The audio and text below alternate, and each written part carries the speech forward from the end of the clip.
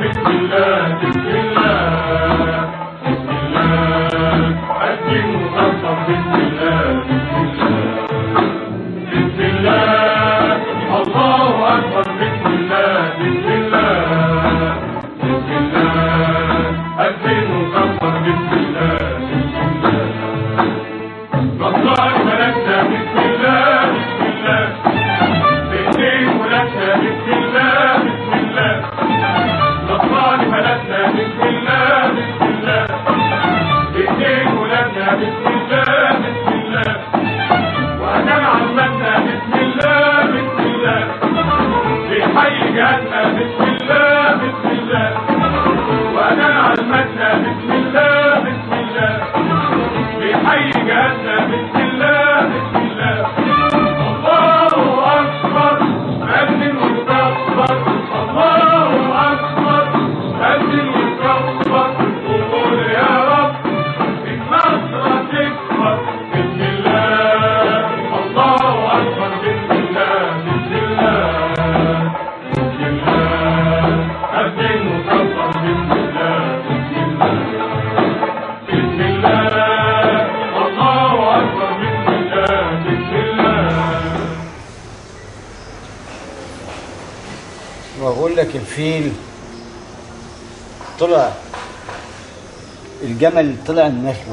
احنا بقى هنوريهم الفيل هيعرج ازاي من فم الخياط. بلاش يطلع النخل.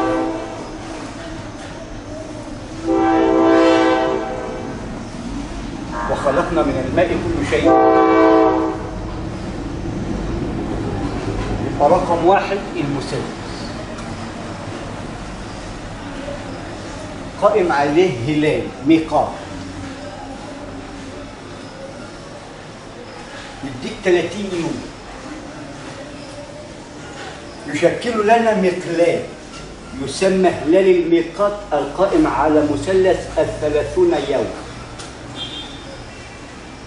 وال30 يوم يشكل لنا مثلث كوني عظيم مجسد في خير الشهور 4 أشهر الحرام. الأربعة الحرم ليه هم 4؟ دي حادثة كونية، أو بمعنى أوضح حادث كوني. وما معنى الثلاثة؟ ده نفخ الصور. النشأة الأولى زوجين الرد زائد ذرة النار، يتكون المثلث يديك 7 المثاني.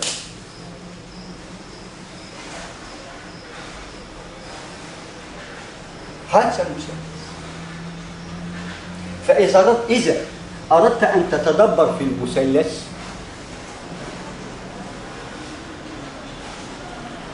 فعليك بتقوى الله سبحانه وتعالى عما يصفون وعما نصف من خلال القلوب والأذهان، لأن كل منا يسأل، لأن يوجد ما يقال ولا نعي معناه. بقانون أتقولون ما لا تفعلون يوجد مقابله قانون أتقولون ما لا تعقلون. لابد أن تعقل الشيء قبل ما تقول من خلال القانون اللي لا يضل ولا يضر.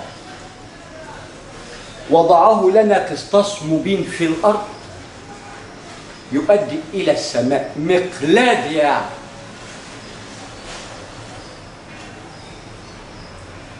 فإن أردنا إن يوم الإن أردنا أن نتذكر أي نتدبر المثلث فعلينا بتقوى الله. ومعنى تقوى الله مش والله أنا متقي خالص، لا والله. حتى شوف قلبي، لا والله. أنا أرى كتابك رق المنشور، هاؤم اقرأوا كتابية، كل يوم تفعل مصايبك السود. ما في مشاكل لأن في بعد عن المثلث. احنا من أهل السبعة ومش شايفين الثمانية خالص.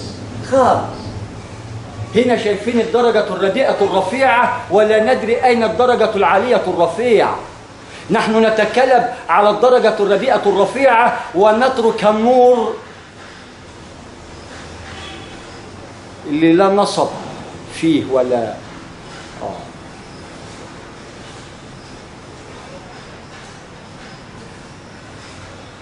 فالتقوى تعني إتقان العمل بمقياس مثلث نواة الذرة حتى تعي معنى تقوى. لأن الإيمان يحمل نواة علم، تقوى تحمل نواة علم. كل حرف في ذاته حدث كوني عظيم.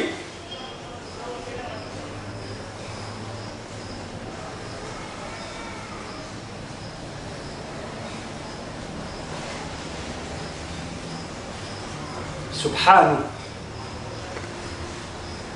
في ملك عظيم، ملك عظيم. هلال الميقات القائم على المثلث، والأهلة مواقيت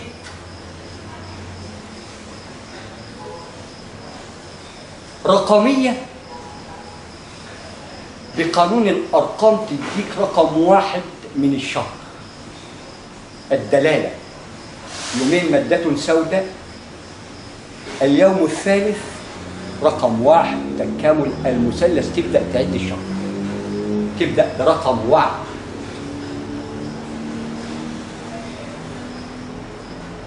فإذا أردنا أن نتجول ونجول داخل المثلث فعلينا بتقوى الله، وتقوى الله تعني إتقان العمل،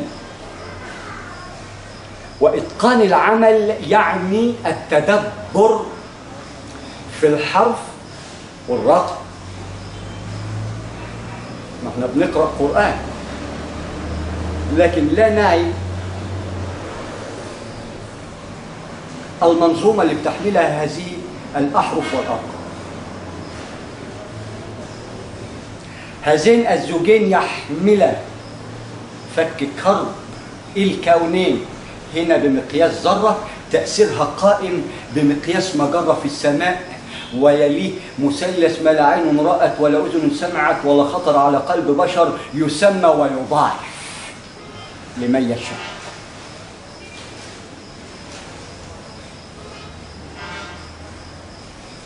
فإتقان العمل تعني التقوى.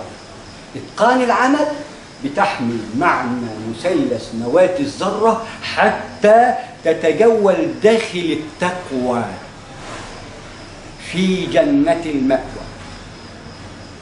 هنا بمقياس ذرة مورثة للأبناء والأحفاد، وهناك بمقياس مجرة كونية يشعلها أهل الأرض أي أهلها المورثون عباد الصالحين، شجرة جذورها في الأرض وفروعها في السماء تأتي أكلها كل حين. فالتقوى تعني التدبر فيما تقول بمقياس مثلث نواة الذرة الحرف والرقم. يبقى هنا هنفتح مقلاب يسمى المثلث، هنخترق من خلاله مثلث، لأن لا فك مثلث إلا بمثلث، لأن حياتنا بقوانيننا بقواعدنا بأسسنا اللي تأسست من بداية التكوين قائمة على هذا المثلث. رضيني أم أبيني بالفلاح، زوجين رطب زائد ذرة نار على طول ده سبعة المثاني، وبينهما القرآن العظيم الحكيم المعطاء القائم على 7 أيام، 7 و7 و7 أيام، ونورث التواريخ والأسماء تواريخ وأسماء، تواريخ وأسماء. وما أدراك ما التواريخ والأسماء؟ صحيفة سوداء تبقى خلفنا لمن يأتي بعدنا حتى نكون لهم آية طالحة وليست صالحة، لأننا لا نعي معنى التقوى. نقول التقوى ولا نعي إلا بمقدار 1% ولا نتدبر. نقرأ صواب قراءة، لكن تدبر قائم على تدبر الماضي وتدبر الآن حتى يعلمك بالبعث، لأن فيه علم القبل وعلم البعث. ونحن أهل الدين المسلمة اليهودية المسيحية نفخنا في الصور بالفتنة والضلال المبين، لأن الصورة يتكون من نفسك أنت يا صور، اللي هيشكل من نسلك مسلم ويهودي ومسيحي، بنيان مرصوص يسمى أهل الدين يشد بعضه بعضا ليتدبروا ويتداولوا العلم، اللي ينسى هذا يذكره ذاك، وإذا نسي كليهما يذكرهم المثلث الثالث وأولهم ورابعهم رب العرش العظيم، لأنها ميراث له سبحانه وتعالى. ونحن نتمنى أن نكون من عباده الصالحين حتى ولو بالنصيحة اللي تؤدي لإصلاح.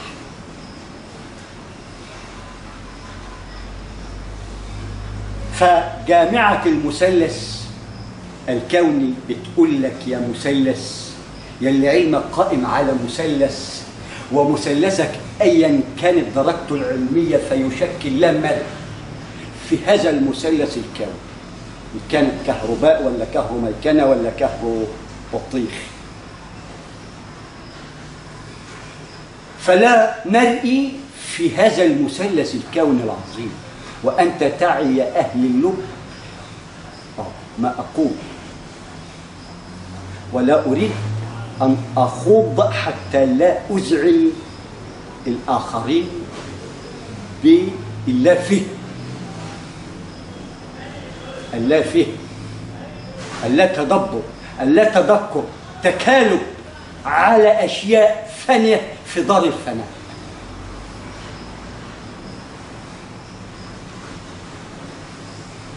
فإذا أردت أن تقول في المثلث فعليك بتقوى الله، وتقوى الله تبدأ بمقياس مثلث نواة الذرة لواقع الرياح.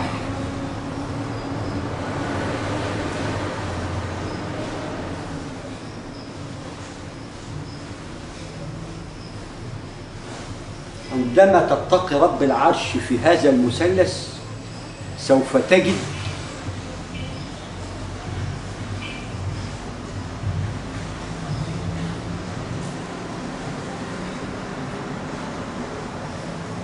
ألف لام ميم، نقرأها ممتاز وناخد على كل حرف 10 هنا لأننا لا نعي معناه. خدنا أجر الحسنة ثواب القراءة أي ثواب البليغ، ولكن عندما نعي معنى ألف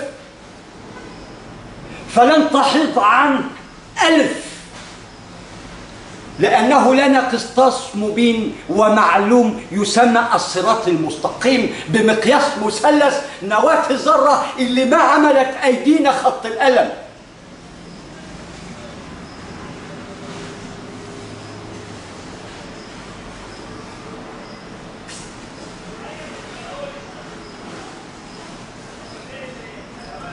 نرى من الألف يشكل لنا صراط مستقيم، عندما نتجول داخل هذا الألف بعد أن اخترقناه بمثلث نواة الذرة القائمة على سن الألم،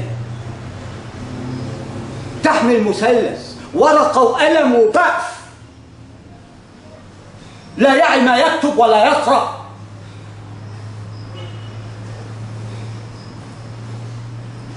حتى وصلنا إلى هذا الحال.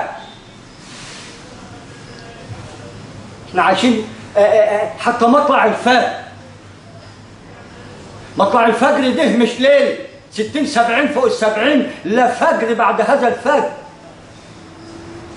ولكننا في فجر دائم بقانون وضع الديمومة مع سبك الإصرار والترصد القائم على قانون تأتون فرادى ووفود.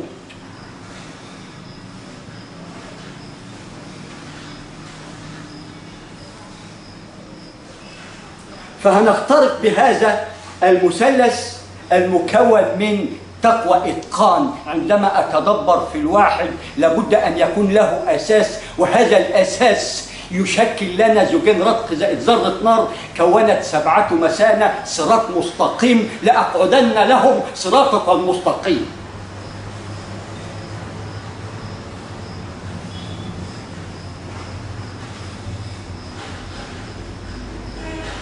سبحان من خلاه بردا وسلام بمقياس مثلث نواة الذرة القائم على أبونا الأعظم أبونا إبراهيم عندما إدن ليه النار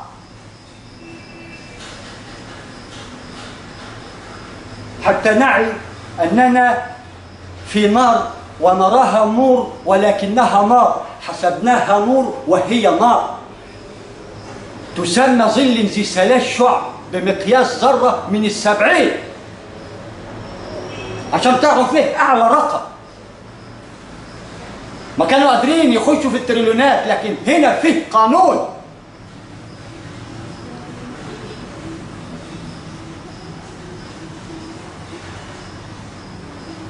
فتقوى إتقان العمل، وهنا نوع العمل القراءة، وهقرأ 1000 لام ميم، هاخد 3 حسنات مثلث لا أعيب عنه شيء. هنا الألف عندما أتدبر فيه أجد فيه مسائل، مش هخش بقى اللام اللي فيها هلال من تحت عشان نلف ونلعب الحاحة مع بعض. أصل الألف صراط مستقيم، لام حراك، لام حراك، لا حول ولا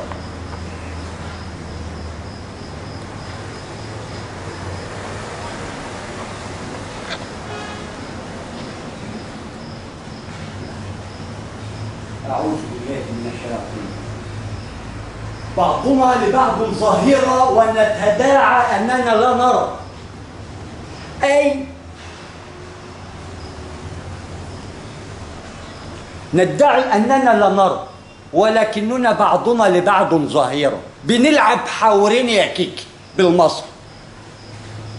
فنطلب من الله أن يهدينا لأننا ضلينا الصراط المستقيم. فتقوى الله في الأمة حتى ما نتسأل نقول والله وفرنا لهم مناخ كويس وكهرباء شغالة مع مراعاة وضع الديمومة بآلة الكتلة، وخلقنا من الماء كل شيء حي، إلى أن تصل لجماد وتتحلل من خلال ثرى القبور تكون ما يسمى الكتلة. إن لم ترى الماء تهتز على مدار 24 ساعة، تستخدم هذا الطود العظيم في تشكيل أعلى باور وطاقة يضيء ضوء ينور للسماء الأولى. لو عندنا إتقان في العمل وتدبر في ما نفعل.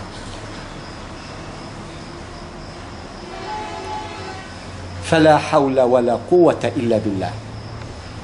مما عملت أيدينا، اللي إحنا فيه مما عملت أيدينا. لو كنا أصلحنا أنفسنا من قبل لوجدنا ما كنزناه، ولكن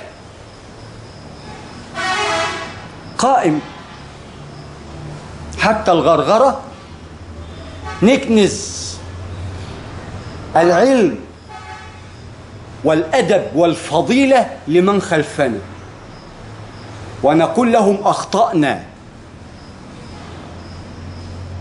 أخطأنا أخطأنا، وفي النهاية أصلحنا.